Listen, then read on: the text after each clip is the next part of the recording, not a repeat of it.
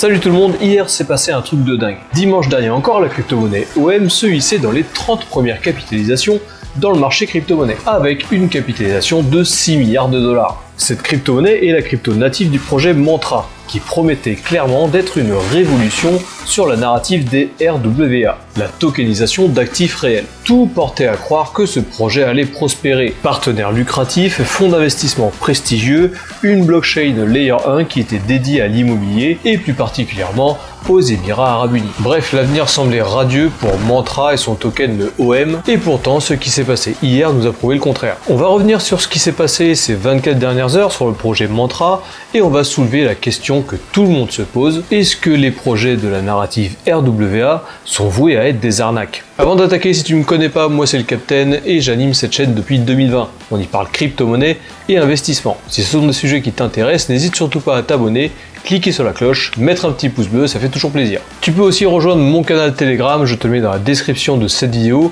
On va suivre le projet Mantra et l'évolution de cette enquête dans les prochains jours, prochaines semaines, voire prochains mois. Et aussi, j'y partage plusieurs infos et actualités crypto, ça te permettra de te tenir toujours au courant de ce qui se passe sur la cryptosphère. Tu installes Telegram sur ton téléphone, tu cliques sur le lien dans la description et ça rejoint directement le canal. Alors, on l'a tous vu hier, en quelques minutes, tout a basculé. Le token OM du projet Mantra a perdu plus de 90% de sa valeur. C'est ce que tout le monde a vu en direct sur le cours du OM, et tous les investisseurs qui étaient positionnés sur le projet Mantra ont eu des sueurs froides. D'une capitalisation de 6 milliards de dollars, le projet Mantra est passé à une capitalisation de moins de 700 millions de dollars. Et ça en moins d'une heure. Un effondrement brutal, sans signaux baissiers, sans prévenir personne. Sur les réseaux sociaux, c'est déjà la panique. Certains évoquent une grosse liquidation en cascade, d'autres suspectent un rug pull. Le rug pull, c'est quand les fondateurs ou les développeurs d'un projet partent avec la caisse. Et le plus fou dans tout ça, c'est que les différents investisseurs n'ont pas eu le temps de réagir. C'est allé trop vite.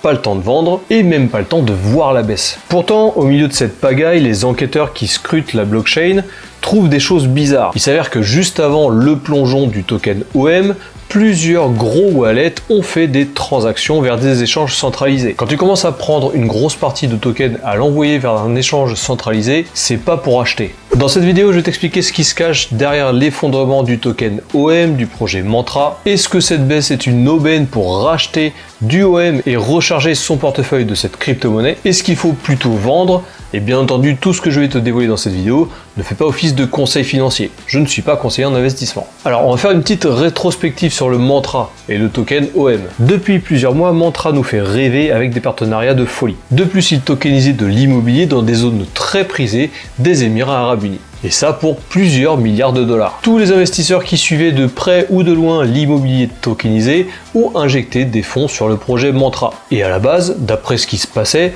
c'était complètement normal. Résultat, explosion pour le token OM, passant de moins de 1 milliard de dollars de capitalisation à 6 milliards de dollars. Et ça en quelques mois. Tout le monde voyait déjà Mantra et le token OM exploser le game dans la narrative des RWA. En plus de ça, on était en pleine hype autour de cette narrative.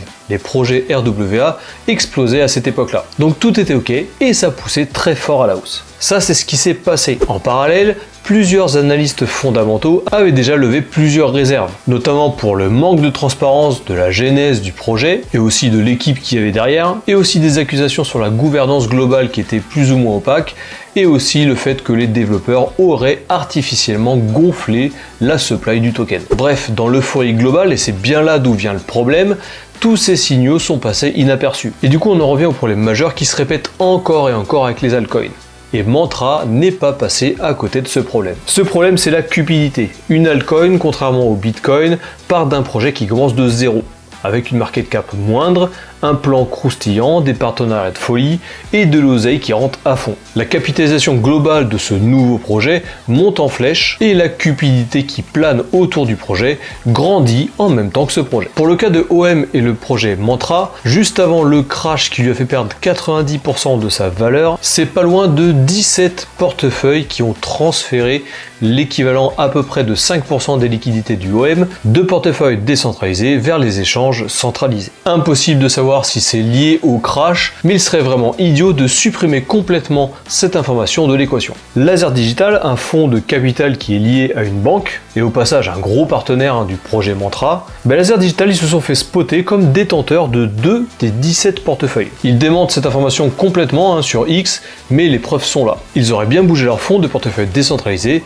vers un exchange centralisé. Une capture d'écran montrerait une transaction en contradiction avec ce qu'ils ont communiqué sur X. Et du coup, ils ont un peu été pris la main dans le sac. Direct après le crash, le PDG de Mantra a pris la parole sur X. Il explique que cette baisse vient d'une cascade de liquidation de la part des investisseurs qui auraient lancé des trades avec effet de levier et les exchanges centralisés qui n'auraient pas eu assez de liquidité pour subvenir à leurs besoins. En gros, c'est les effets de levier qui sont fautifs. C'est ça qui aurait enclenché le crash sur le OM, et ensuite on connaît la musique, les liquidations entraînent d'autres liquidations, etc., etc. Mais cette explication, elle sonne pas très nette finalement, surtout avec le transfert de millions de tokens qui ont été transférés juste avant de la part de ces 17 portefeuilles vers les exchanges centralisés. Pourquoi Laser Digital, qui est un partenaire stratégique du projet, a participé à ces transferts? Je te rappelle, il possède 2 des 17 wallets qui ont fait des transferts de fonds. Laser Digital affirme n'avoir vendu aucun token OM. Et au passage, ils aiment pas trop qu'on envoie des mauvaises informations. Mais les données on-chain montrent bien que 2 wallets estampillés Laser Digital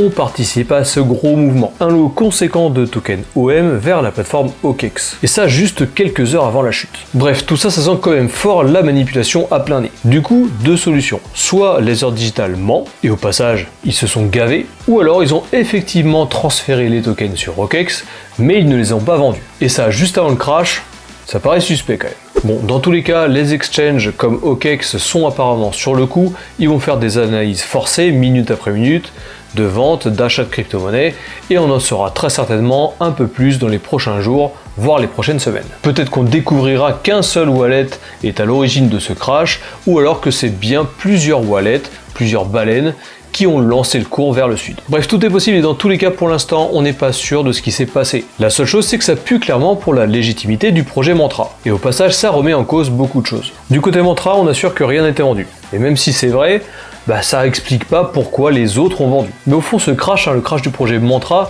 ça pourrait toucher un peu plus que juste ce projet. Ça risque clairement de jeter un froid sur toute la narrative RWA. Jusqu'à aujourd'hui, tous ces projets, les projets RWA, toute cette narrative était en pleine hype. Mais on sait bien comment ça fonctionne dans la crypto. La confiance, ça va, mais ça repart aussi vite. Rappelle-toi des NFT. Et oui, parce que si un gros acteur majeur des RWA se fait prendre la main dans le sac, pourquoi tous les autres projets RWA feraient pas pareil? Pour le moment, la narrative n'est pas morte, et d'ailleurs, les autres projets ont pas l'air d'être impactés. Mais comme je te le disais, ça va jeter un sacré coup de gel sur la hype en général. Donc à voir ce que ça donne dans les prochaines semaines, voire dans les prochains mois. Par rapport au projet RWA, ce qui est sûr, c'est que l'adoption massive des acteurs sérieux dans le domaine, on pense rapidement à BlackRock avec leur projet Buddle, vont avoir un rôle crucial pour redorer le blason de cette narrative RWA. Du coup, est-ce qu'il faut acheter du OM juste après ce crash parce que c'est les soldes? Selon moi, il vaut mieux attendre encore d'en savoir plus sur ce qui s'est passé. Et ça sert à rien de prendre des risques additionnels, parce que si Mantra a vraiment manipulé tout le monde, alors il pourrait encore perdre 90% de sa valeur en plus, passant de 0,6$ environ, le prix qu'il est actuellement, à potentiellement en dessous de 0,1$. Et en plus de ça, on a clairement touché à la crédibilité de cette narrative. Donc il vaut mieux attendre que l'affaire se tasse,